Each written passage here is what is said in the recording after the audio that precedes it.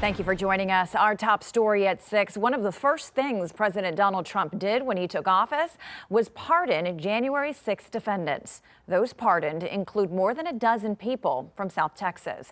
KENS 5 reporter Rania Kaur spoke with one of them about the pardon and what happened on January 6. She has our story.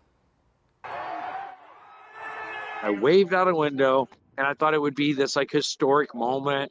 And I thought we'd all get trespassing tickets like we saw in the 60s. Treniss Evans from Canyon Lake is one of the people at the Capitol on January 6th who was pardoned by President Trump. My children had to go to school under the Biden, Merrick Garland, Matthew Graves administration under the Department of Justice with the idea that their dad was charged with or was labeled as a domestic terrorist. I'm not a terrorist. He pled guilty to a misdemeanor in 2022 and was fined, sentenced to 3 years probation and 20 days of intermittent incarceration. They sent me to the federal detention center in downtown Houston, Texas.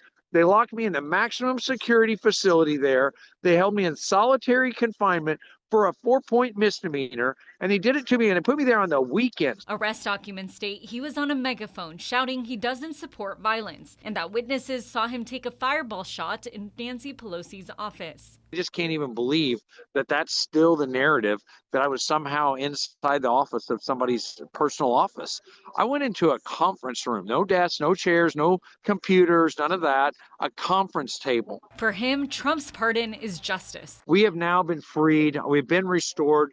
Liberty is home because Daddy's home. We reached out to the Bexar County Sheriff's Office, the San Antonio Police Department, and the local police union, who did not want to comment. But law enforcement across the country, including the chief of U.S. Capitol Police, are critical of the president's decision. I've talked to a few officers, and I know some of my leadership team has told me that there's a lot of officers that are angry, they're upset.